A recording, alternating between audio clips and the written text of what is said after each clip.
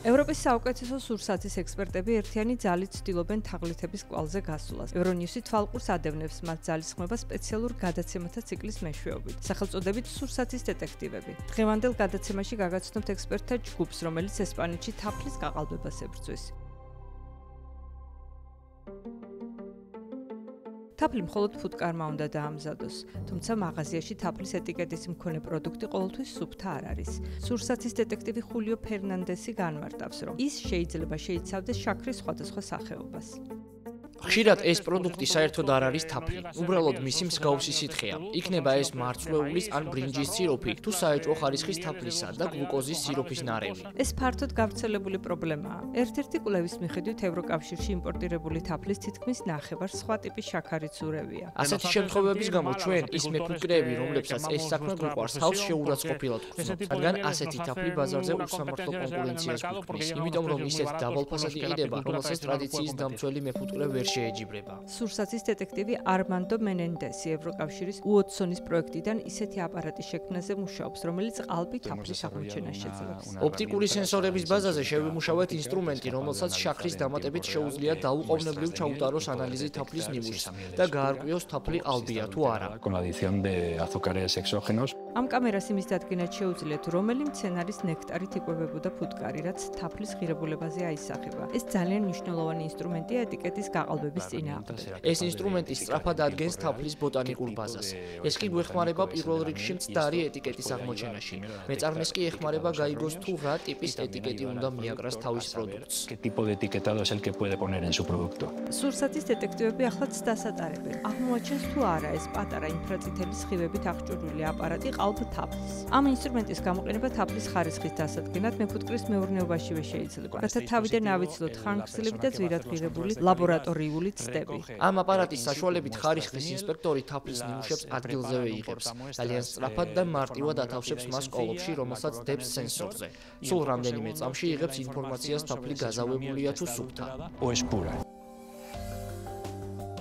უკეთ რომ გავიგოთ, თუ როგორაა შესაძლებელი გაზავებული თაფლის აღმოჩენა. ექსპერტთა გუნდმა შექმნა როგორც ფუტკრის დამზადებული, ისე სიროფით მიღებული თაფლის მონაცემთა ბაზა. სურსათის დეტექტივი ნოემი კვანტანალი ყალბი თაფლის მიღების მარტივ რეცეპტს გვაჩვენებს. თაფლის გაზავება ძალიან ადვილია. უნდა აიღო ნატურალური თაფლი და 100%-იანი სიროფი. ეს შეიძლება იყოს ბრინჯის ან მარცვლეულის სიროფი, რომელსაც დღეს ყველაზე მეტად იყენებენ ბაზარზე. წონით რამდენიმე გრამ სიროფს, რათა შევძლოთ რაღაც X%-მდე გაზავება და მერე ნელ-ნელა ვურევთ მასას, რომ ბუშტუკები არ გაჩნდეს. და აი, მივიღეთ გაზავებული თაფლიც. Y ahora ya tendríamos sintetizada nuestra miel adulterada. ყალბი და ნატურალური თაფლის მონაცემთა ბაზის საშუალებით სისტემას ნიმუშების ერთმანეთისგან განსხვავებას და სიყალბის აღმოჩენას ასწავლიან. დღეს მდგომარეობით მონაცემთა ეს ბაზა დაახლოებით 110 ნაღდი და 120 გაზავებული თაფლის ნიმუშისგან შედგება. უოტსონის პროექტის ფარგლებში შექმნილი ეს აპარატი შეგვიძლია გამოვიყენოთ სხვა თაფლის ნიმუშის ასაღებად, რათა მეტი მონაცემი დავამატოთ ბაზას. ჩავუტაროთ ანალიზი ახალ ნიმუშებს და გამოვიყენოთ ისინი თუ კი როდესმე სხვა თაფლის შემოწმება დაგვჭირდება. თაფლის კვლევის ეს ცენტრი ესპანეთის ასტურიის რეგიონში მდებარეობს. მას ძირითადად ადგილობრივი მთავრობა მიმართავს, რომელსაც შეუძლია ამ კამერული ტექნოლოგიის საშუალებით რეგიონში გასაყიდად გამოტანილი თაფლის ხარისხი შეამოწმოს. მთავრობაში იმედი აქვთ, რომ აპარატს მომავალში მეფუტკრეობაშივე გამოიყენებენ. ეს ნანატრი დეტექტორი ძალიან საჭირო ინსტრუმენტია და ერთი სული გვაქვს, როდის დაუშვებენ ბაზარზე.